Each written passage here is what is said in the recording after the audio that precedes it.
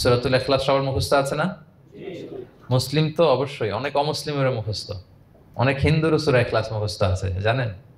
অনেক হিন্দু ভাইরা একই পাড়ায় একই সাথে সমাজে থাকার কারণে তারা সূরা ফাতিহা, ইখলাস এরকম দু চারটা দোয়া কালাম সূরা এদেরও মুখস্থ থাকে। সূরাতুল ইখলাস এমন একটা সূরা যেটা অনেক অমুসলিম ভাইদেরও মুখস্থ থাকে। খুব ছোট্ট সূরা। স্রষ্টার পরিচয় যে এত সহজ ভাষায় মাত্র 4টি বাক্যে দিয়ে দেয়া যায়, তার জলজন্ত প্রমাণ হচ্ছে এই সূরাতুল ইখলাস। মাত্র 4টি আয়াত। কয়টি? 4টি আয়াত দিয়ে আল্লাহ তাআলা স্রষ্টার পরিচয় খুবই চমৎকার ভাবে প্রিসাইজলি তিনি তুলে ধরেছেন। কোরআনের অনেক জায়গায় আল্লাহ তাআলা নিজের পরিচয় দিয়েছেন।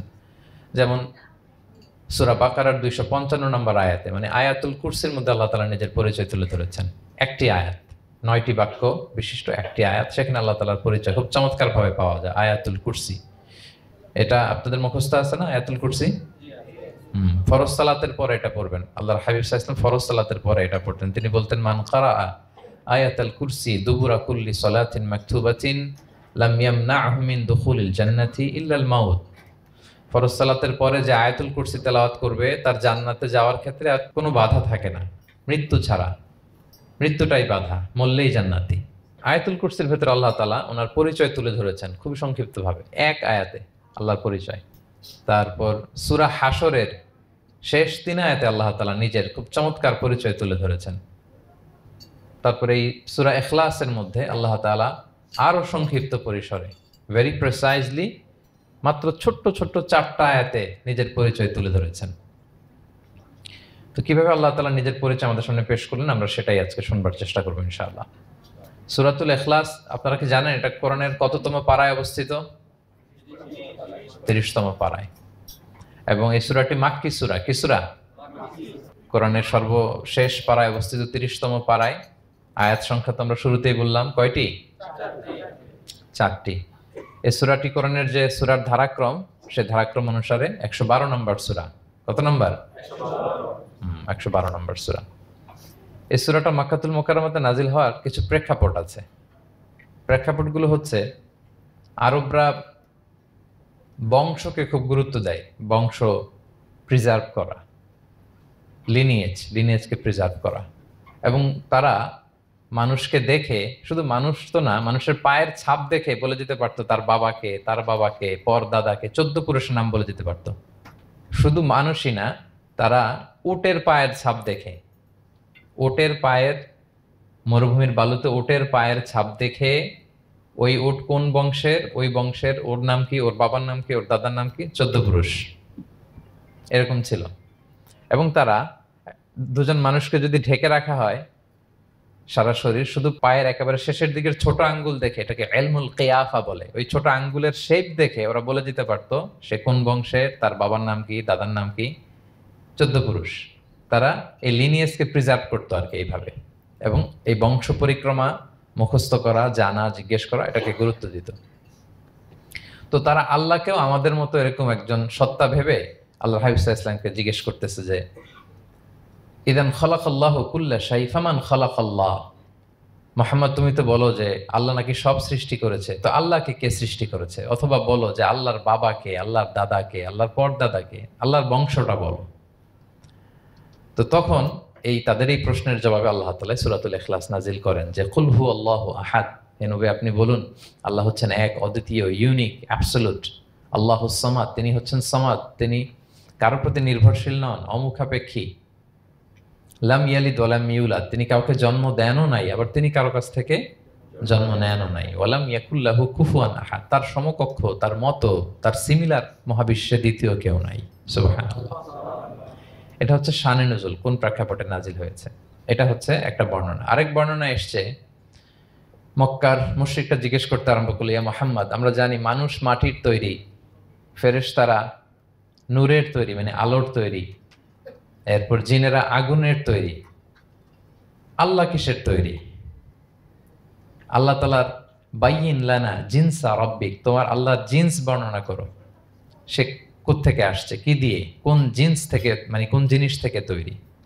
তখন আল্লাহ তাআলা এই সূরাটা নাজিল করলেন, কুল হু আল্লাহু আহাদ আল্লাহুস সামাদ লাম ইয়ালিদ ওয়া লাম ইউলাদ ওয়া লাম ইয়াকুল লাহু কুফুয়ান আহাদ। এইভাবে অনেকগুলো বর্ণনা পাওয়া যায়। যে এরকম এরকম প্রেক্ষাপটে যখন রাসূল সাল্লাল্লাহু আলাইহি ওয়াসাল্লামকে তারা এই সমস্ত প্রশ্ন জিজ্ঞেস করে, তখন তাদের প্রশ্নের জবাব স্বরূপ আল্লাহ তাআলা 4 আয়াত বিশিষ্ট এই সূরাটি নাজিল করেন। তাহলে সূরার কোন প্রেক্ষাপটে কোন সিচুয়েশনে সূরাটা নাজিল হলো এটা সবার কাছে ক্লিয়ার না এখন? এই সূরার কিছু ফজিলত পাওয়া যায়। আপনারা তো সূরার নাম শুনেছেন সূরাতুল ইখলাস। ইখলাস শব্দের অর্থ হচ্ছে সিনসিয়ারিটি, হ্যাঁ, আন্তরিকতা বা একনিষ্ঠতা। যেহেতু এই সূরায় একনিষ্ঠতার সাথে আল্লাহর তাওহীদের ঘোষণা দেওয়া হয়, এজন্য এই সূরার নাম হচ্ছে সূরাতুল ইখলাস। আবার এই সূরাকে সূরাতুত তাওহীদও বলে, যেহেতু আল্লাহর একত্ববাদের ঘোষণা এই সূরায় দেওয়া হচ্ছে, ওয়াননেস অফ গড। আবার এই সূরার একটা নাম হচ্ছে সূরাতুল মারিফা, যেহেতু এই সূরা মারিফা মানে জানা বা চেনা, যেহেতু এই সূরা পড়ার মধ্য দিয়ে আল্লাহর পরিচয় জানা যায়, আল্লাহকে চেনা যায়, এজন্য সূরার নাম সূরাতুল মারিফা। আচ্ছা, এই সূরার অনেক ফজিলত আছে, অনেক ফজিলত। আমরা কয়েকটা ফজিলত আপনাদের সামনে শেয়ার করবো ইনশাআল্লাহ। এই সূরার 1 নম্বর ফজিলত হচ্ছে রাসূল সাল্লাল্লাহু আলাইহি ওয়াসাল্লাম বিভিন্ন সুন্নত নামাজের দ্বিতীয় রাকাতে এই সূরাটা পড়তেন। যেমন ফজরের 2 রাকাত সুন্নত আছে না, ফজরের 2 রাকাত সুন্নতের দ্বিতীয় রাকাতে রাসূল সাল্লাল্লাহু আলাইহি ওয়াসাল্লাম এটা পড়তেন। প্রথম রাকাতে সূরা কাফিরুন, দ্বিতীয় রাকাতে সূরা ইখলাস এটা পড়তেন। মাগরিবের নামাজের যে সুন্নাত, সেই সুন্নাতেরও দ্বিতীয় রাকাতে আল্লাহর হাবিব সাল্লাল্লাহু আলাইহি ওয়াসাল্লাম এই সূরাটা পড়তেন। তাওয়াফ করার পরে 2 রাকাত নামাজ পড়তে হয়, জানেন? ওই 2 রাকাত নামাজে রাসূল সাল্লাল্লাহু আলাইহি ওয়াসাল্লাম প্রথম রাকাতে সূরাতুল কাফিরুন, দ্বিতীয় রাকাতে সূরাতুল ইখলাস পড়তেন। বিতিরের সালাতের শেষ রাকাতে আল্লাহর হাবিব সাল্লাল্লাহু আলাইহি ওয়াসাল্লাম সূরাতুল ইখলাস পড়তেন। এই মর্মে অনেকগুলো হাসান হাদিস আছে। তাহলে কখন কখন সূরাতুল ইখলাস পড়তেন রাসূল সাল্লাল্লাহু আলাইহি ওয়াসাল্লাম, কোন নামাজে? ক্লিয়ার না? ফজরের 2 রাকাত সুন্নত নামাজের শেষের রাকাতে, মাগরিবের 2 রাকাত সুন্নত নামাজের শেষের রাকাতে, তাওয়াফের পরে যে 2 রাকাত পড়তে হয় শেষের রাকাতে, বিতিরের সালাতের শেষ রাকাতে। এই সূরাটাকে আল্লাহর হাবিব সাল্লাল্লাহু আলাইহি ওয়াসাল্লাম সুলুসুল কোরআন বলেছেন, 1/3 অফ দ্য কিতাব, কোরআনের 3 ভাগের 1 ভাগ।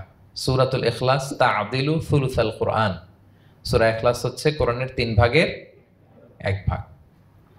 তার মানে আপনি যদি একবার সূরা ইখলাস পড়েন, কয় পারা তেলাওয়াতের সওয়াব?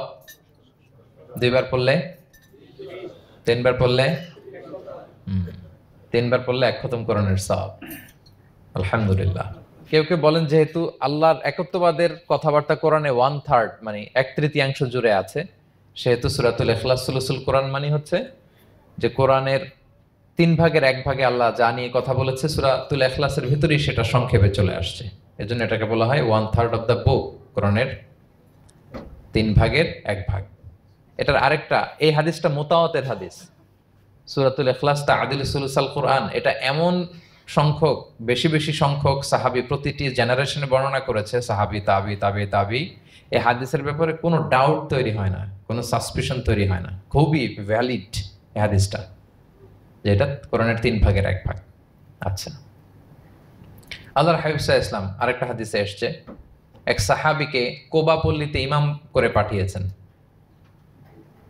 মদিনা মসজিদে নববীর পাশে একটা মসজিদ আছে, মসজিদে কোবা, সেই মসজিদের ইমাম করে এক সাহাবীকে পাঠিয়েছেন। ওই সাহাবীর একটা অভ্যেস ছিল, উনি প্রত্যেক রাকাতে সূরা ফাতিহার পরেই আগে সূরা ইখলাস পড়তেন।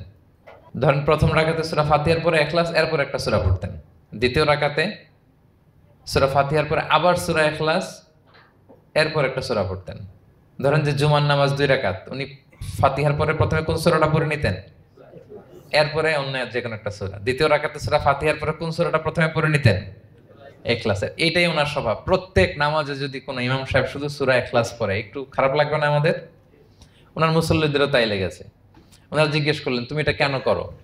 এরকম না করে স্বাভাবিকভাবে পড়ো। তো উনি বললেন, না, আমি এইভাবেই পড়বো, আমি যেভাবে পড়তেছি এইভাবেই পড়বো, পড়লে পড়ো, না হলে তোমাদের হিসাব তোমাদের। তো তারা যে রাসূল সাল্লাল্লাহু আলাইহি ওয়াসাল্লামের কাছে বিচার দিল যে, ইয়া রাসূলুল্লাহ, দেখেন একজন ইমাম আপনি আমাদের জন্য নির্ধারণ করেছেন, উনি প্রত্যেক রাকাতে সূরা ইখলাস পড়ে, ইন এভরি সিঙ্গেল রাকা সূরা ইখলাস পড়ে। তো রাসূল সাল্লাল্লাহু আলাইহি ওয়াসাল্লাম তাকে ডাকলেন, ডেকে বললেন, ঘটনা কি? তুমি নাকি এরকম করো, প্রত্যেক রাকাতে ফাতিহার পরে আগে ইখলাস দিয়ে শুরু করো, কেন করো? সে বলতেছে, ইয়া রাসূলুল্লাহ, হ্যাঁ, আমি আসলে এমনটা করে, কারণ আমি এই সূরাটাকে বড্ড ভালোবাসি, কারণ ফিহি সিফাতুর রহমান, এই সূরার ভেতরে আল্লাহর পরিচয় মেলে, আল্লাহর পরিচয় পাওয়া যায়, যেন সূরাটাকে আমি বড্ড ভালোবাসি। রাসূল সাল্লাল্লাহু আলাইহি ওয়াসাল্লাম বললেন, ঠিক আছে, তোমার অভ্যাসের পরিবর্তন করার দরকার নাই, হুব্বুকা ইয়াহা ইউদখিলুকাল জান্নাহ, এই সূরার প্রতি তোমার এই ভালোবাসাই তোমাকে জান্নাতে প্রবেশ করাবে। সুবহানাল্লাহ। আরেক বর্ণনায় এসেছে, তুমি যেমনি আল্লাহর পরিচয় থাকার কারণে সূরাটাকে ভালোবাসো, আল্লাহ জানিয়েছেন যেন তোমাকে জানাই আল্লাহও তোমাকে ভালোবাসে। ফিহি সিফাতুর রহমান, এই সূরার ভেতরে রহমানের পরিচয় পাওয়া যায়, আল্লাহ সুবহানাহু ওয়া তাআলার পরিচয় পাওয়া যায়। তো এই জন্য উনি প্রত্যেক রাকাতে সূরা ইখলাস পড়তেন। আরেকটা হাসান পর্যায়ের হাদিসে পাওয়া যায়, নবম হিজরিতে আল্লাহর হাবিব সাল্লাল্লাহু আলাইহি ওয়াসাল্লাম তাবুক যুদ্ধে অংশগ্রহণ করেছিলেন। আপনারা তাবুক যুদ্ধের নাম শুনেছেন? হ্যাঁ, নিশ্চয়ই শুনেছেন, যারা ইসলামের ইতিহাস, ইসলামের বায়োগ্রাফি নিয়ে পড়াশোনা করেছেন। তাবুক হচ্ছে অনেক দূরে মদিনা থেকে, খুব কষ্টের সফর ছিল। তখন খেজুর পেকে সবার ঘরে খেজুর, পাকা খেজুর উঠাতে হবে, আবার প্রচন্ড গরম, আবার সফরের দূরত্ব অনেক বেশি। এই সফরে মূলত কোনো যুদ্ধ সংগঠিত হয়, তাবুক যুদ্ধে কোনো যুদ্ধ হয় নাই। কয়েক সপ্তাহ লাগছে যেতে, কয়েক সপ্তাহ ফিরতে, এতটুকুই। জাস্ট কে পাক্কা ইমানদার আর কারা মুনাফেক, হিপোক্রিট, এটাকে ক্লিয়ার করার জন্য আল্লাহ তাআলা এই যুদ্ধের আহ্বান জানিয়েছেন যে যাও, অ্যাটাক করো, তাবুকে যাও। বিশাল বাহিনী, প্রায় বিশাল একটা বাহিনী যে তাবুকে চলে গেল। রাসূল সাল্লাল্লাহু আলাইহি ওয়াসাল্লাম যখন তাবুক যুদ্ধে ছিলেন, এই অভিযানে ছিলেন, তখন মদিনায় এক সাহাবী ইন্তেকাল করেন, নাম হচ্ছে মুআবিয়া ইবনে মুআবিয়া আল মুজহানি। তো উনি ইন্তেকাল যখন করলেন, রাসূল সাল্লাল্লাহু আলাইহি ওয়াসাল্লাম তো এত দূর থেকে এটা জানতেন না। জিবরাইল আলাইহিস সালাম এসে বললেন, ইয়া রাসূলুল্লাহ, মদিনাতে আপনার সাহাবী মুআবিয়া ইন্তেকাল করেছে। মুআবিয়া ইবনে আবি সুফিয়ান একজন সাহাবী আছে, উনি নয়, মুআবিয়া ইবনে মুআবিয়া আল মুজহানি। তখন বললেন, ইয়া রাসূলুল্লাহ, আপনি এই ৩০,০০০ সাহাবী নিয়ে এখানেই মরুভূমির মধ্যেই তার গায়েবানা জানাজা পড়েন, আমরাও আছি আপনার সাথে, আমরাও শরীক হব। তো রাসূল সাল্লাল্লাহু আলাইহি ওয়াসাল্লাম এত দূরে তাবুক থেকেই মুআবিয়া ইবনে মুআবিয়া আল মুজহানি রাদিয়াল্লাহু তাআলা আনহুর গায়েবানা জানাজায় শরীক হলেন। এই গায়েবানা জানাজায় সাহাবাদের সাথে ফেরেশতারাও শরীক হয়েছিলেন, দুই কাতারে, পেছনে দুই কাতার, প্রতি কাতারে ৭০,০০০ ফেরেশতা। জানাজা শেষে, দোয়া শেষে আল্লাহর হাবিব সাল্লাল্লাহু আলাইহি ওয়াসাল্লাম বললেন যে, জিবরিল, ঘটনা কি? মুআবিয়ার এত স্ট্যাটাস, এত মর্যাদা, কি কারণে তুমি দুই কাতারে ৭০,০০০ হলে ১,৪০,০০০ বিশাল ফেরেশতাদের বহন নিয়ে তুমি জানাজায় জয়েন করলে, কারণ কি? কি তার মর্তবা? তো জিবরাইল আলাইহিস সালাম বললেন, ইয়া রাসূলুল্লাহ, আপনার সাহাবী মুআবিয়ার বৈশিষ্ট্য ছিল তিনি কাইমান আও কাঈদান, দাঁড়িয়ে অথবা বসে, মাশিয়ান আও রাকিবান, আরোহণ অবস্থায় অথবা চলন্ত অবস্থায়, উঠতে বসতে চলতে ফিরতে সবসময় সে পড়তে থাকতো কুল হুয়াল্লাহু আহাদ আল্লাহুস সামাদ লাম ইয়ালিদ ওয়া লাম ইউলাদ ওয়া লাম ইয়াকুল লাহু কুফুয়ান আহাদ। এই সূরাটা ছিল তার ডেইলি ওজিফা, সবসময় উঠতে বসতে চলতে ফিরতে কোন সূরা পড়তো? সূরা ইখলাস পড়তো। এজন্য আল্লাহ তাআলার আদেশে আমরা ১,৪০,০০০ ফেরেশতা নিয়ে তার জানাজায় শরীক হয়েছি। সুবহানাল্লাহি বিহামদি। তাহলে বুঝতে পারতেছেন এই সূরার মর্তবা কতটা পছন্দনীয় সূরা আল্লাহর কাছে। যদিও ছোট, আয়াত কয়টা? কিন্তু আল্লাহর কাছে এটার ফজিলত অনেক বেশি। প্রিয় ভাইরা, শুধু এখানেই শেষ নয়, আল্লাহর হাবিব সাল্লাল্লাহু আলাইহি ওয়াসাল্লাম সকালে, সন্ধ্যায়, ফজরের পরে, মাগরিবের পরে এবং বিছানায় ঘুমোতে যাওয়ার আগে তিনি সূরাতুল ইখলাস, সূরা ফালাক, সূরা নাস পড়ে হাতের মধ্যে ফু দিতেন, দুই হাত একসাথে মিলিয়ে এরকম ফু দিয়ে মাথা থেকে বডিতে যতটুকু সম্ভব তিনি মাসে করতেন। ৩টা সূরাই শুরু হয়েছে কুল দিয়ে, এজন্য ৩ সূরাকে একসাথে বলে কুল আস-সালাসা, মানে ৩ কুল। এই ৩ কুল তিনি ফজরের পর, মাগরিবের পর আর বিছানায় ঘুমোতে যাওয়ার আগে পরে হাতে ফু দিয়ে সারা গায়ে মেসেজ করতেন। আপনারা করেন? হ্যাঁ, এই অভ্যাসটা, ওজিফাটা আছে তো আপনাদের? না, করবেন এটা। এটা special protection, you will get a special protection from Allah সুবহানাহু ওয়া তাআলা।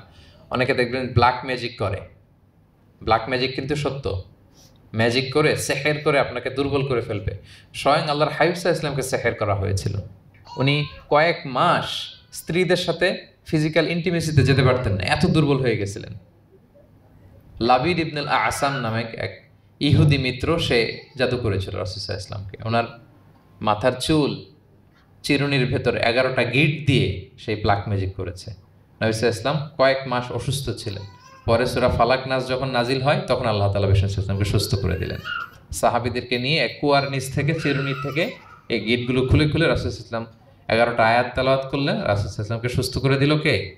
আল্লাহ সুবহানাহু ওয়া তাআলা শিফা নসিব করলেন। তার মানে ব্ল্যাক ম্যাজিক সত্য, সিহির করে মানুষ। আপনার সফলতা, আপনার সাকসেস, এটা সবার ভাল লাগবে না, মনে রাখবেন। সবাই এটা পছন্দ করে না। আল আইনু হক, নজর কিন্তু সত্য, নজর সত্য, নজরের প্রভাব আছে, চোখের প্রভাব আছে।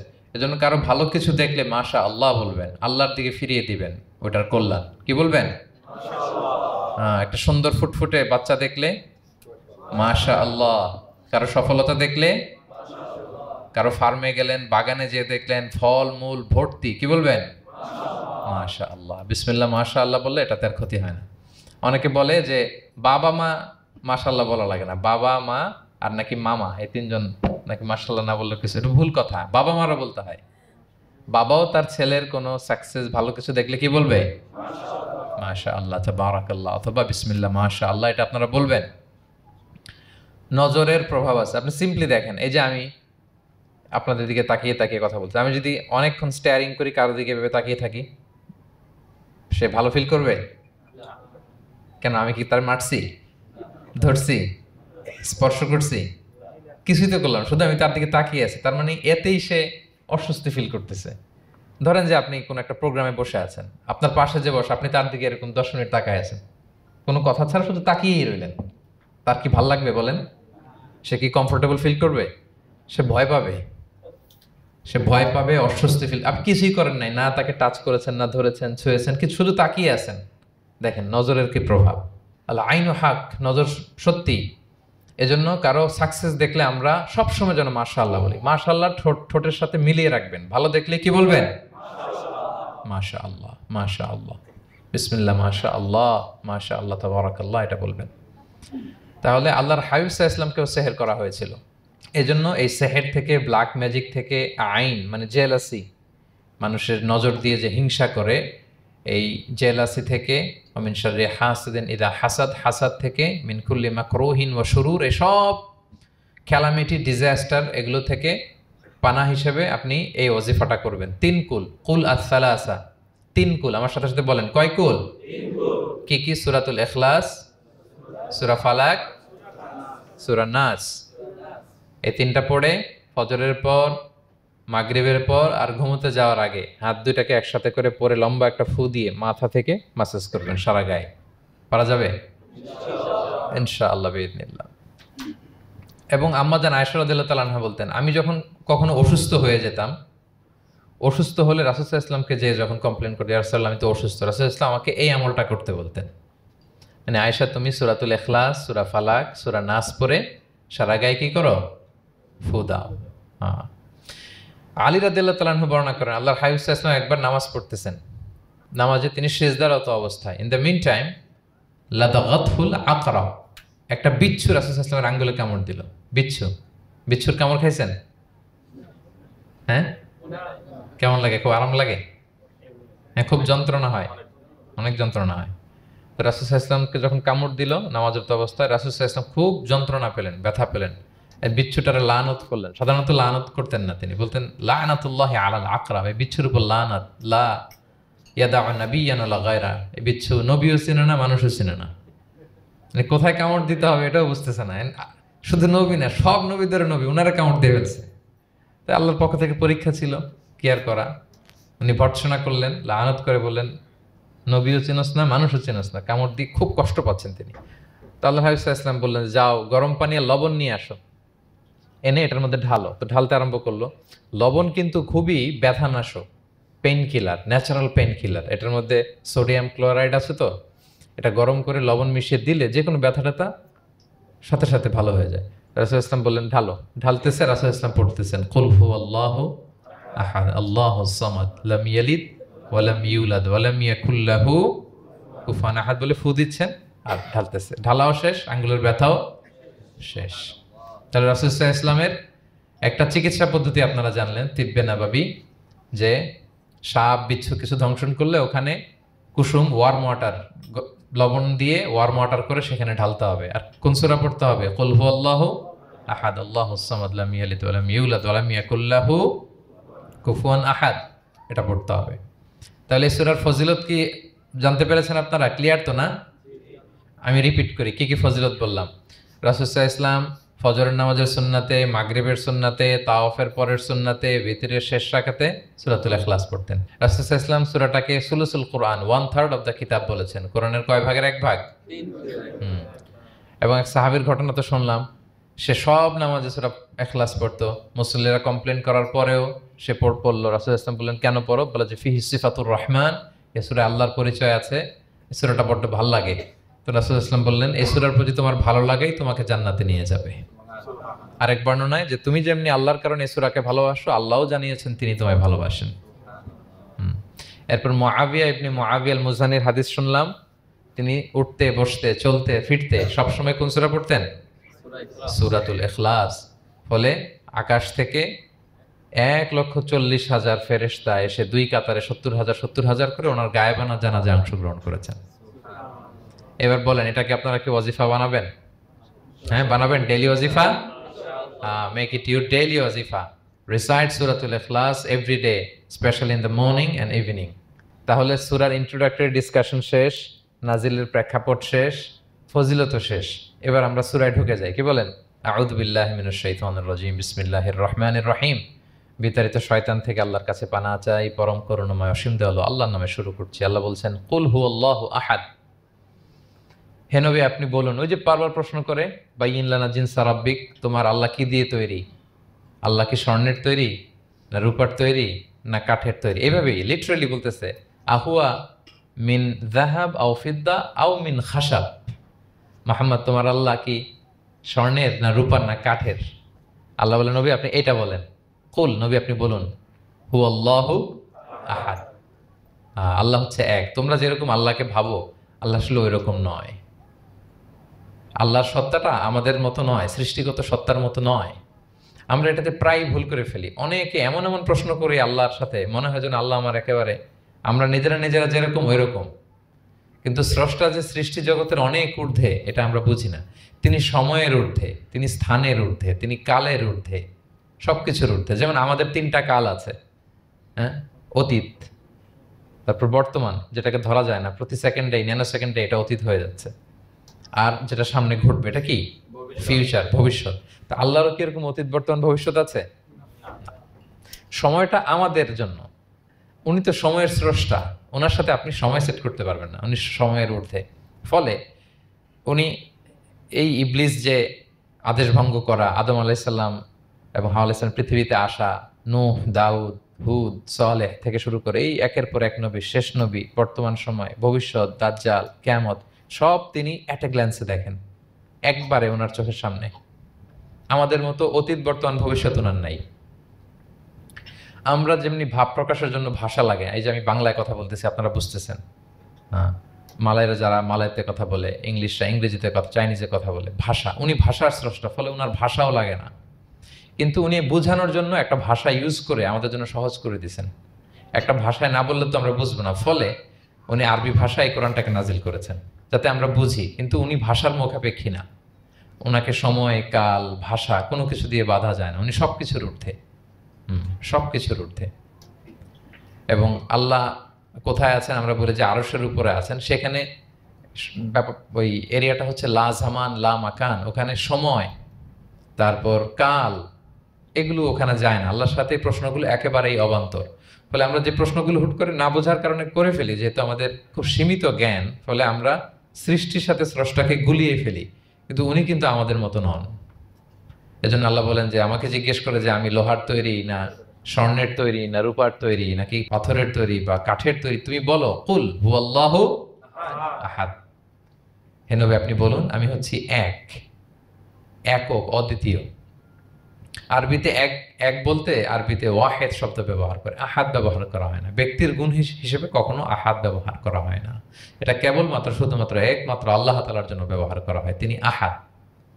আহাদ কারণ ওয়াহেদ শব্দের ওয়াহেদাতুন হয়, মানে পুরুষবাচক হয়, স্ত্রীবাচক হয়, কিন্তু আহাদের আর কিছু হয় না, আহাদ আহাদি। আল্লাহ শব্দটাই এরকম, আল্লাহ শব্দটাই এরকম। যেমন ঈশ্বরের ঈশ্বরী হয়, ভগবানের ভগবতী হয়, গডের গডেস হয়। আল্লাহর এরকম স্ত্রীবাচক কিছু আছে? কিছু নাই। আল্লাহ বলেন ইন্নানি আনাল্লাহু লা ইলাহা ইল্লা আনা ফা'বুদনি ওয়া আকিমিস সালাতা লিযিকরি। নিশ্চয় আমি আল্লাহ। মুসা আলাইহিস সালামকে প্রথম যে প্রত্যাদেশ রেভেলেশন দিয়েছিলেন মুকাদ্দাসে তুয়ার পাশে, তুর পাহাড়ের পাদদেশে, ওখানে প্রথম মুসা আলাইহিস সালাম আল্লাহর সাউন্ড তখন তিনি শুনেছিলেন। এবং আল্লাহর সাউন্ডটাও আমাদের সাউন্ডের মতো নয়। যেমন আমি এদিক থেকে কথা বললে আপনি এই পাশ থেকে শুনবেন, এদিক থেকে কথা বললে, এদিক থেকে আমাকে ডাক দিলে এদিকে, তার মানে আমি দিকের সাথে সম্পৃক্ত। আল্লাহর এটা এরকম না। মুসা আলাইহিস সালাম তিনি যখন আল্লাহর কথা শুনলেন, তিনি বললেন যে একটা সাউন্ড শুনলাম, এটা চারদিক থেকে শোনা যায়, চারদিক থেকে শোনা যায়।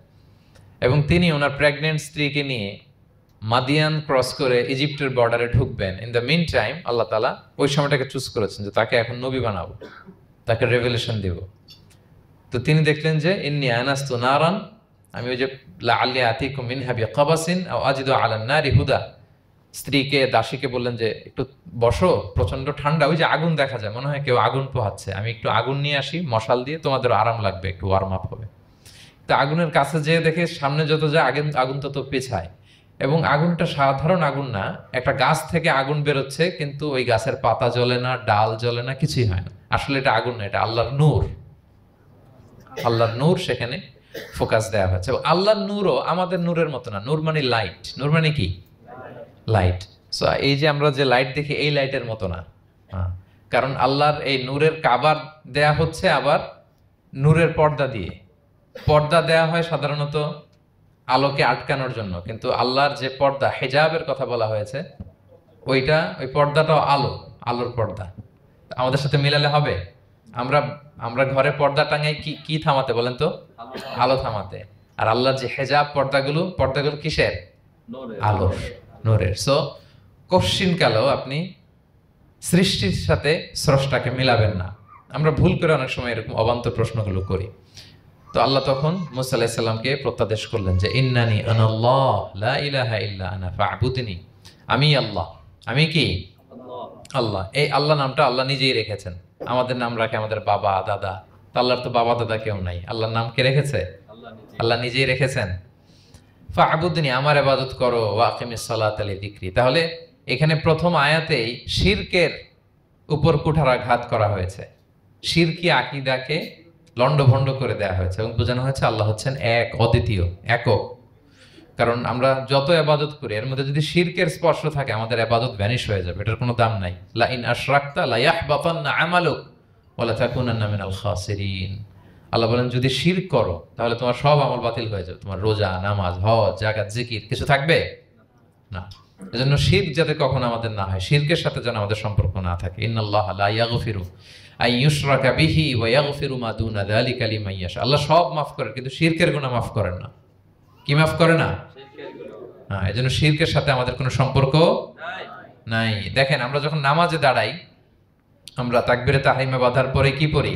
ওয়াজ্জাহতু ওয়াজহিয়া লিল্লাযী ফাতারাস সামাওয়াতি ওয়াল আরদা হানিফা ওয়া মা আনা মিনাল মুশরিকিন। দেখেন নামাজে দাঁড়ালে আগে ক্লিয়ার করে নিতে হয় যে আল্লাহ ওয়া মা আনা মিনাল। এই যে লক্ষ লক্ষ হাজী সাহেবরা যায় ইজহার রেদা পরে, ওখানে কি পড়ে? লাব্বাইক আল্লাহুম্মা লাব্বাইক লাব্বাইক লা শারীকা লাক লাব্বাইক। আগে হিসাব ক্লিয়ার যে আল্লাহ শিরকের সাথে ছিটেফোঁটা সম্পর্ক আমাদের নাই। হ্যাঁ, আমরা একনিষ্ঠভাবে তোমার ইবাদত করি। তাহলে সূরাতুল ইখলাস বেসিক্যালি তাওহীদের একনিষ্ঠ ঘোষণার নাম, যেটার প্রথম আয়াত আল্লাহ তাআলা নবীকে বললেন যে হে নবী আপনি আমার পরিচয় দিয়ে দেন, আপনি বলুন কুল হুয়াল্লাহু আহাদ, আমি এক, একক, অদ্বিতীয়। কুল হুয়াল্লাহ, নবী আপনি বলুন তিনি হচ্ছেন আল্লাহ এবং তিনি হচ্ছেন আহাদ। আল্লাহ নামটার অনেক ভাবে কোরআনে পরিচয় দিয়েছেন। আল্লাহ আলিফ লাম, লাম আলিফ ছাড়া, লিল্লাহ দিয়ে, লাম ছাড়া, লাহু দিয়ে, আপনি যেভাবেই বলবেন সেভাবে আল্লাহর পরিচয় পাওয়া যায়। লিল্লাহি মা ফিস সামাওয়াতি ওয়া মা ফিল আরদ, কোরআনের অনেক আয়াতে এসেছে। লাম বাদ দিয়ে দিলে লাহুল মুলকু ওয়া লাহুল হামদু ওয়া হুয়া আলা কুল্লি শাইইন কাদির। লাম বাদ দিয়ে দিলে হা দিয়ে আল্লাহর পরিচয় দিয়েছেন, হুয়া দিয়ে পরিচয় দিয়েছেন, হুয়াল্লাহুল্লাযী লা ইলাহা ইল্লাহু। তাহলে যেভাবে আপনি পরিচয় খুঁজতে যাবেন সেখানে আল্লাহর পরিচয় পাওয়া যাবে। আল্লাহ তাআলা বলছেন হুয়াল আউয়ালু ওয়াল আখিরু ওয়াল যাহিরু ওয়াল বাতিন ওয়া হুয়া বিকুল্লি শাইইন আলিম। তিনি প্রথম, তিনি শেষ, তিনি প্রকাশ্য, তিনি গোপন। তিনি প্রথম মানে কি? তিনি সূচনাহীন অতীত থেকে আছেন। দেখেন আমাদের সাথে মিলে না। আমাদের অতীতের একটা সূচনা থাকে, কি বলেন, আমার জন্মের একটা স্টার্টিং পয়েন্ট আছে না, যে এখান থেকে আমার অস্তিত্ব শুরু, এত সালে আমি, এত সালে আপনি। তার মানে আমাদের একটা স্টার্টিং আছে তো নাকি? আল্লাহ স্টার্টিং কবে থেকে বলেন? কবে থেকে যে এই সময় থেকে উনি আল্লাহ বলেন? Nobody knows, কারণ হুয়াল আউয়াল, এই আউয়াল মানে এমন শুরু, সূচনাহীন শুরু, এমন শুরু যেটার কোনো কি নাই, সূচনা নাই। আবার সীমাহীন ভবিষ্যৎ পর্যন্ত তিনি থাকবেন। কতদিন তার রাজত্ব, ক্ষমতা, সভরেন্টি, পাওয়ার থাকবে? কতদিন বলেন? সীমাহীন, এটার কোনো শেষ নাই। ওয়াল আউয়াল ওয়াল আখির ওয়াল যাহির ওয়াল বাতিন। এবং সব কিছু ধ্বংস হবে তিনি ছাড়া। কুল্লু মান আলাইহা ফান ওয়া ইয়াবকা ওয়াজহু রাব্বিকা যুল জালালি ওয়াল ইকরাম। সব শেষ হবে, উনি অবিনশ্বর, শাশ্বত, চিরঞ্জীব। তাই বলে উনি আমাদের থেকে দূরে নন, খুব কাছে। আমরা ডাকলেই তিনি ডাকে সাড়া দেন। আমাদের সবকিছু তিনি দেখেন, অবজার্ভ করেন, মনিটর করেন। ওয়া নাহনু আকরাবু ইলাইহি মিন হাবলিল ওয়ারিদ। আমাদের এখানে একটা রগ থাকে, এই রগেরও কাছে, তার মানে খুব কাছে, খুব কাছে। আমরা তাকে না দেখলেও তিনি আমাদের দেখেন। লা তুদরিকুহুল আবসার ওয়া হুয়া ইউদরিকুল আবসার ওয়া হুয়াল লাতীফুল খবীর। কোনো চোখ তাকে দেখে না, কোনো দৃষ্টি তাকে আয়ত্ত করতে পারে না, কিন্তু সকল দৃষ্টিকে তিনি আয়ত্তে রাখেন। সুবহানাল্লাহ। এভাবে আল্লাহ তাআলা খুব প্রিসাইজলি 4টা আয়াত দিয়ে নিজের পরিচয় দিয়েছেন। কুল হুয়াল্লাহু আহাদ। হে নবী আপনি বলুন তিনি আল্লাহ, তিনি অদ্বিতীয়। বাংলারও অনেক সীমাবদ্ধতার ফলে আমাকে এক, একক এগুলো ইউজ করা লাগতেছে, কিন্তু আল্লাহর আহাদ বোঝাতে যে এক, একক এটা যথেষ্ট না। এটা আমার লিমিটেশন, আমাদের লিমিটেশন, ভাষার লিমিটেশন। কিছু দিয়ে তো আমার অডিয়েন্সকে বা আমাদের বুঝতে হবে দ্য এসেন্স অফ গড। এজন্য আমরা বলি এক, একক, অদ্বিতীয়। অদ্বিতীয়টা খুব অনেকটাই পারফেক্ট। তাহলে তিনি হচ্ছেন আহাদ, এবং এই আহাদের লেসন দেওয়ার জন্য সব নবীরা এসেছে। সব নবীরা একই কথা বলেছেন, আদম আলাইহিস সালাম থেকে শুরু করে বিষ্ণু ইসলাম পর্যন্ত একই কথা বলেছেন যে ইয়া কওমি ইবুদুল্লাহ মা লাকুম মিন ইলাহিন গায়রু আফালা তাআকিলুন। হে আমার জনপদের লোকেরা, কি হলো তোমরা এত কিছুর ইবাদত করো, দাসত্ব করো, তোমরা ইবাদত করবে এক সত্তার, তিনি কে? আল্লাহ। মা লাকুম মিন ইলাহিন গায়রু, তিনি ছাড়া কোনো ইলাহ তোমাদের নেই। তাহলে এই যে ওয়াননেস অফ গড, স্রষ্টা যে একজন, এই কনসেপ্টটাকে ক্লিয়ার করবার জন্যই এত এত নবীরা পৃথিবীতে হাজির হয়েছেন। তাহলে আল্লাহর চমৎকার একটা নাম জানলাম আমরা, আহাদ। কি নাম? মজার ব্যাপার হচ্ছে এই নাম কোরআনে আর কোথাও নাই। আহাদুন শব্দ যেটা আছে এটা অন্য অর্থে, এক, এক অর্থে আর কি। কিন্তু আল্লাহর আহাদ কোরআনে শুধু এই সূরাতেই এসেছে। আল্লাহর আহাদ নামটা শুধু এই সূরাতেই এসেছে। আহাদ, আহাদ। আপনারা বেলাল রাদিয়াল্লাহু তাআলা আনহুর ঘটনা জানেন যে উমাইয়াত ইবনে খালাফ খুব পাষণ্ড মাওলা ছিল ওনার, মনিব। এমন কোনো অত্যাচার নাই যে ঈমান আনার কারণে বেলাল রাদিয়াল্লাহু তাআলা আনহুর উপর করা হয় নাই। পিটানো, চাবুক মারা, টানা হেচড়া করা, উত্তপ্ত মরুভূমিতে। যারা হজ উমরা করতে গিয়েছেন তারা তো দেখেছেন মরুভূমির বালু, ওখানে কত গরম, চাল ছেড়ে দিলে মুড়ি হয়ে যাবে, খই হয়ে যাবে। ওই উত্তপ্ত গরম বালুতে বেলাল রাদিয়াল্লাহু তাআলা আনহুকে শুইয়ে পেটের উপরে পাথর রেখে দেওয়া হয়েছিল। তখন তিনি আল্লাহর একত্ববাদের ঘোষণা এই শব্দটা দিয়ে করেছেন। অস্ফুট কণ্ঠে উনি বারবার বলছিলেন আহাদ, আহাদ, আহাদুন, আহাদ। তো আল্লাহ তাআলার এই নামটা, আহাদ নামটা, এই সূরা ছাড়া কোরআনের অন্য কোথাও আসেনি। তাহলে প্রথম আয়াতটা কি? কুল হুয়াল্লাহু। হে নবী তারা জিজ্ঞেস করে আমার বংশ কি, বাপদাদা কই, কাঠের না মাটির না লোহার না সোনার, আপনি বলুন কুল হুয়াল্লাহু, তিনি এক, অদ্বিতীয়। আল্লাহুস সামাদ, তিনি হচ্ছেন সামাদ। আল্লাহর আরেকটা নাম as-সামাদ। আল্লাহুস সামাদ। সামাদ শব্দের অনেকগুলো অর্থ পাওয়া যায়। সামাদের একটা মিনিং হচ্ছে যার উপরে আর কারো কোনো স্ট্যাটাস বা মর্যাদা নাই। আরবিতে বলে মানতাহা ইলাইহি সুগদাদু ওয়া শারাফ। মর্যাদা, স্ট্যাটাস যত শীর্ষে, পিকে যেতে পারে ওইটার নাম হচ্ছে সামাদ, এর উপরে নাই। সামাদের আরেকটা অর্থ হচ্ছে যে পরনির্ভরশীল নয়, মানে তার কারো উপর নির্ভর করা লাগে না, সে স্বয়ংসম্পূর্ণ। আচ্ছা পৃথিবীতে এমন কারো নাম বলেন তো যে কোনো দিন কোনো কিছুতে কোনো কাজে অন্যের মুখাপেক্ষী হওয়া লাগে নাই, সে একা একা আত্মনির্ভরশীল, স্বয়ংসম্পূর্ণ। এরকম একজনের নাম বলেন, আছে? কেউ নাই। কোনো না কোনো ভাবে আপনি পাওয়ারফুল কারো কথা বলবেন, এত আরো নির্ভরশীল। এরা রাস্তা দেখায় না দিলে চলতেও পারে না, কোন দিকে যাইতে হবে এটা বলার জন্য 10 জন থাকে। এর ওয়াশরুমে নিয়ে যেতে হয় 10 জনের, এর এই সাপোর্ট, ওই সাপোর্ট, এই প্রোটোকল, অনেক কিছু, এর লোক লাগে আরো বেশি। তার মানে সাহায্য ছাড়া চলতে পারে এমন কোন সত্তা পৃথিবীতে নাই। একটা সত্তা যার কারো কোনো সাহায্য লাগে না, যার কারোর প্রতি কোনো নির্ভরতা নাই, কারো কাছে ঠেকা নাই, গোটা বিশ্ব তার কাছে ঠেকা, তিনি কে? তার নাম সামাদ। তার নাম কি? আল্লাহুস সামাদ। অমুখাপেক্ষী, অ্যাবসলিউটলি ইন্ডিপেন্ডেন্ট। কখনো কোনো কাজে তার কারো কাছে যেতে হয় না, কারো উপর ভরসা করতে হয় না, কারো প্রতি তার কোনো ঠেকা নাই। সব গোটা দুনিয়া তার কাছে ঠেকা, তার কাছে ফরিয়াদ করে, তার দিকে ঝুঁকে পড়ে আসতে বাধ্য। ওই সত্তার নাম হচ্ছে সামাদ। সামাদ ক্লিয়ার সবার কাছে? আল্লাহ তাআলা বলছেন ইয়া আইয়ুহান নাসু আনতুমুল ফুকারাউ ইলাল্লাহ ওয়াল্লাহু হুয়াল গনিয়ুল হামিদ। ওহে মানুষেরা, তোমরা হচ্ছে ফকির। ফকির বিমানা মুফতাকির ইলাল্লাহ, মানে মুখাপেক্ষী কার দিকে? ফুকারা ইলাল্লাহ ওয়াল্লাহু হুয়াল গনিয়ুল হামিদ। কিন্তু আল্লাহ কারো প্রতি মুখাপেক্ষী নন। গনি, তিনি প্রাচুর্যশীল, হামিদ, সপ্রশংসিত। সবাই তার কাছে ফরিয়াদ করে, তিনি কারো কাছে ফরিয়াদ, সবাই তার কাছে চায়, তিনি কারো কাছে চাওয়া লাগে না, সবাই তার কাছে মুখাপেক্ষী, তিনি কারো প্রতি মুখাপেক্ষী। তার নাম সমাদ। তার নাম কি? তাহলে সমাদ ক্লিয়ার। হ্যাঁ, লাম ইয়ালিদ ওয়ালাম ইউলাদ। লাম ইয়ালিদ, তিনি কাউকে জন্ম দেননি। ওয়ালাম ইউলাদ, তিনি নিজেও জন্ম নেন নাই। সুবহানাল্লাহ, দেখেন কত সহজে পরিচয়। তিনি কাউরে জন্ম দেনও নাই, জন্ম নেনও নাই। সুবহানাল্লাহ, আমাদের ধর্ম যে কত সুন্দর, এক আল্লাহর দিকে আমাদেরকে রেফার করা হয়েছে। অন্যান্য ধর্মের দিকে দেখেন কি আজীব কথা। খ্রিস্ট ধর্মে বলে আদম আলাইহিস সালাম পাপ করছে, ওই পাপের কারণে আমরা সবাই নাকি পাপী, জন্মাইলেই নাকি পাপী। ইসলাম বলে আমরা জন্মগ্রহণ করি মাসুম অবস্থায়, নিষ্পাপ। কিন্তু খ্রিস্টানরা কি বলে? আমরা পাপ নিয়ে জন্মাই, ফলে খোদার ছেলের দুনিয়াতে আসা লাগছে, এসে সবার পাপ নিজের কাঁধে নিয়ে শুলে চড়ছে, এরপরে খোদার সাথে যে বসে আছে।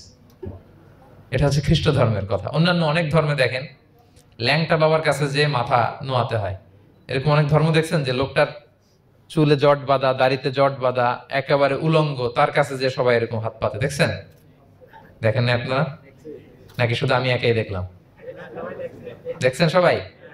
আছে, কিন্তু আমি ধর্মের নাম বলতেছি না, কোনো ধর্মকে ছোট করা যাবে না, কিন্তু এরকম আছে।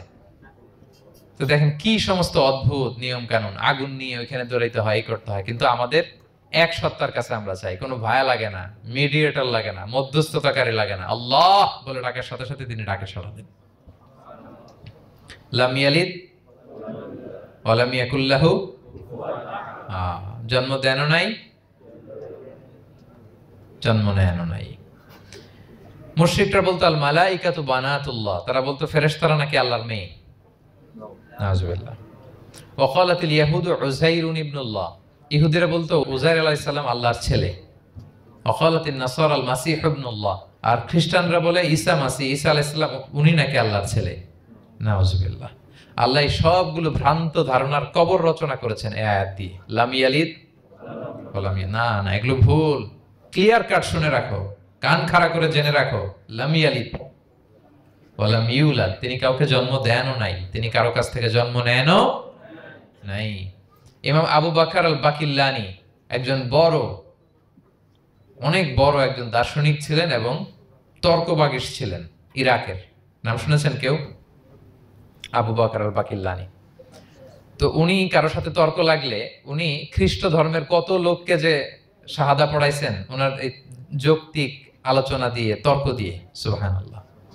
এক খ্রিস্টান পাদ্রী ওনারে প্রশ্ন করলো, তোমরা মুসলমানরা খুব রেসিস্ট।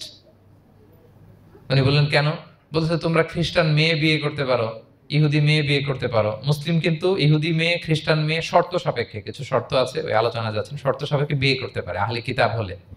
কিন্তু কোন খ্রিস্টানরা মুসলিম মেয়ে আমাদের মেয়েদেরকে বিয়ে করতে পারবে না, কোন ইহুদি আমাদের মেয়েকে বিয়ে করতে পারবে না। তো বলে তোমরা খুব রেসিস্ট, তোমরা আমাদের মেয়ে না, ওকে তোমাদের মেয়ে আমাদেরকে দাও না। তো তিনি বলেন তোমরা তো ইহুদি, তোমাদের নবী হচ্ছে মুসা আলাইহিস সালাম, ওনাকে তো আমরা মানি, ওনার কথা তো কোরআনে আছে, এজন্য তোমাদের মেয়েকে বিয়ে করতে পারি। আর খ্রিস্টানদের নবী হচ্ছে ঈসা আলাইহিস সালাম, ওনাকেও মানি, ওনার মায়ের নামে বিশাল সূরাই আছে, সূরা মারিয়াম, আর ওনার ব্যাপারে হাজার শত শত আয়াত, তো এজন্য তোমার খ্রিস্টানদের মেয়ে বিয়ে করতে পারি। তোমরা তো আমাদের নবী মুহাম্মদ সাল্লাল্লাহু আলাইহি ওয়াসাল্লামকে মানো না। মুহাম্মদ সাল্লাল্লাহু আলাইহি ওয়াসাল্লাম যে শেষ নবী এটা তোমরা মানো, মানার সাথে সাথে মুসলমান হয়ে যাবে, এরপর আমাদের মেয়েকেও তোমরা বিয়ে করতে পারবে। তো এভাবে উনি এমন ভাবে উত্তর দিতেন, ফাবুহিতাল্লাযী কাফার, কোনো একেবারে লাজবাব হয়ে যেত। তো ওনার নাম যখন ছড়ালো, ইরাকের মুসলিম বাদশাহ ওনাকে কনস্টান্টিনোপলে পাঠাবেন, যেখানে রোমান এম্পায়ার। তো রোমান এম্পায়ার এরাও খুব প্রস্তুতি নিয়ে আছে যে আবু বকর আল বাকিল্লানিকে ডিল করা অনেক কঠিন, সে আসতেছে, তার সাথে কিভাবে কি করা যায়। তো আপনারা জানেন যে খ্রিস্ট সমাজের নিয়ম হচ্ছে রাজার দরবারে ঢুকতে গেলে কুর্নিশ করে ঢোকা লাগে। কি করে? মাথা নত করে, এরকম নিচের দিকে করে রূপুর মতো করে এরপরে ঢোকা লাগে। তো এখন তারা প্ল্যান করতেছে যে আবু বকর বাকিল্লানি তো জীবনে আমার কুর্নিশ করবে না, এটা তো আমার জন্য অপমান হয়ে যাবে, কি করা যায়।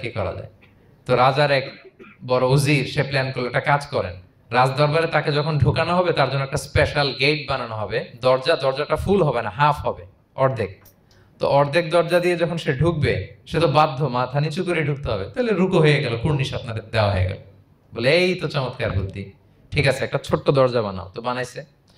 উনি যখন কনস্টান্টিনোপলে পৌঁছলেন, ওনাকে নিয়ে আসালো রাজদরবার, বলতেছে এটা দিয়ে ঢুকতে হবে, আমাদের সবার ঢুকেন। তো সবাই এরকম মাথা নিচু নিচু করে ঢুকছে। উনি দেখেই বুঝছে এটা তো কৌশল করছে আমার সাথে। তো উনি মাথা নিচু করছেন, কিন্তু এমনি না, উল্টা উল্টা হয়ে উনি মাথাটা পিছনে দিয়ে, বুঝতে পারছেন, উনি অ্যাবাউট টার্ন হয়ে ঢুকতে তো হবে, পিঠটারে রাজার দিকে দিয়ে, নিতম্বটাকে রাজার দিকে দিয়ে, তারপরে উনি রুকু দিছে, উল্টা রুকু। তো এক হিসেবে কুর্নিশ মানে, বরং আরো রাজাকে কি হয়েছে, ইনসাল্ট করা হয়েছে। রাজা তো রেগে মেগে আগুন। সবাই রাজা বলছে জানতাম ও এরকম কিছু একটা করবে। মানে এমন ভাবে উনি বুদ্ধি বের করে ওনাকে, ওনার সাথে আর পারা যায়। কেন ওনার কথা আনলাম এই জন্য, সেখানে যেও উনি পুরো রাজ দরবারকে তাক লাগিয়ে দিলেন এইভাবে। উনি দেখেন যে কনস্টান্টিনোপলের রোমান এম্পায়ারের পাশে পোপ বসা। পোপ চেনেন তো, মানে তৎকালীন খ্রিস্টান সবচেয়ে বড় পাদ্রী। তিনি যে বলতেছে কাইফা হালুক ইয়া কাহানাতুল মা'বাদ ও কাইফাল আহল ও কাইফাল আওলাদ, যে বলতেছে আরে সম্মানিত পোপ আপনি কেমন আছেন, আপনার বউ কেমন আছে, আপনার সন্তান কেমন আছে। এই কথা শুনে রাজা রেগে মেগে আগুন। এই আবু বকর বললেন এত বড় সাহস, তুমি জানো না উনি পোপ? পোপদের বিয়ে করা নিষেধ, তারা এত পবিত্র, তাদের স্ত্রী হয় না, তাদের সন্তান হয় না। একজন পবিত্র সত্তার সন্তান থাকে কি করে, স্ত্রী থাকে কি করে, তারা আমাদের পোপ। তা আবু বকর আল বাকিল্লানি বলে আপনাদের পোপের যদি স্ত্রী থাকলে ইজ্জত চলে যায়, সন্তান থাকলে সম্মান ক্ষুণ্ণ হয়, তাহলে আপনারা ঈসা আলাইহিস সালামকে আল্লাহর সন্তান কি করে বানান, মেরিকে আল্লাহর স্ত্রী কি করে বানান। সুবহানাল্লাহ বিহামদিহি। আল্লাহর সাথে আপনারা বউ সেট করতে পারেন, আল্লাহর সন্তান সাব্যস্ত করতে পারেন, কিন্তু আপনার পোপকে জিজ্ঞেস করলাম আপনার স্ত্রী কেমন আছে, আপনার বউ কেমন আছে, আপনার রেগে মেগে আগুন। এই কথা শুনে ওই ওদিকে যারা আছে সব শাহাদা পড়ে মুসলমান হয়ে গেছে। এরকম অনেক লোক ওনার বুদ্ধিমত্তা দেখে শাহাদা পড়ে পড়ে মুসলমান হয়ে গিয়েছে। এজন্য আল্লাহ তাআলা এই যে শিরকি আকীদার উপর কুঠারাঘাত করে তিনি বললেন লাম ইয়ালিদ ওয়া লাম ইউলাদ, তিনি জন্ম দেনও নাই, জন্ম নেনও নাই। ওয়া লাম ইয়াকুল লাহু কুফুয়ান আহাদ। এই কুফু শব্দটা আল্লাহর জন্য যে ব্যবহার হয়েছে কোরআনে আর কোথাও নাই। এক হচ্ছে আহাদ, আর এই কুফু আর কোথাও নাই। আল্লাহ বলেন ওয়ালাম ইয়াকুল লাহু কুফুয়ান আহাদ, তার সমকক্ষ কেউ নাই। আল্লাহর মতো similar, nothing is similar to him, equivalent to him. আল্লাহর মতো সিমিলার কিচ্ছু নাই। তাহলে আল্লাহ কার মতো? আল্লাহর মতো। আল্লাহ কার মতো? আল্লাহর মতো। অন্য আয়াতে আল্লাহ তাআলা বলছেন লাইসা কামিসলিহি শাই, তার মতো কেউ নাই, তিনি তার মতো। তাহলে আল্লাহ কার মতো? আল্লাহর মতোই। আল্লাহর মতো। ওয়ালাম ইয়াকুল লাহু কুফুয়ান আহাদ, তার মতো কেউ নাই, তিনি তার মতো। তাহলে এই চার আয়াতে আল্লাহর পরিচয় পাইছেন আপনারা? তিনি এক, অদ্বিতীয়, তিনি অমুখাপেক্ষী, কারো কাছে হাত পাততে হয় না, সব হাত পেতে থাকে তার দরবারে। তিনি জন্ম দেনও নাই, জন্ম নেনও নাই, তার মতো কেউ নাই। তো তাহলে আল্লাহর মতো কেউ নাই। আল্লাহ কার মতো?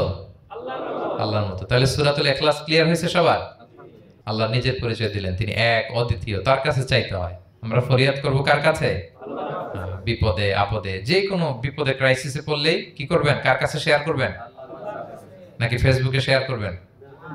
আমরা বিপদে পড়লে কোথায় শেয়ার দিয়ে দেই? প্রথমেই আমাদের শেয়ার দেওয়ার জায়গা কই? কিন্তু আসলে শেয়ার করতে হবে কার কাছে? প্রথমে আল্লাহর কাছে বলুন, তিনি আপনাকে বিপদ মুক্ত করতে পারেন।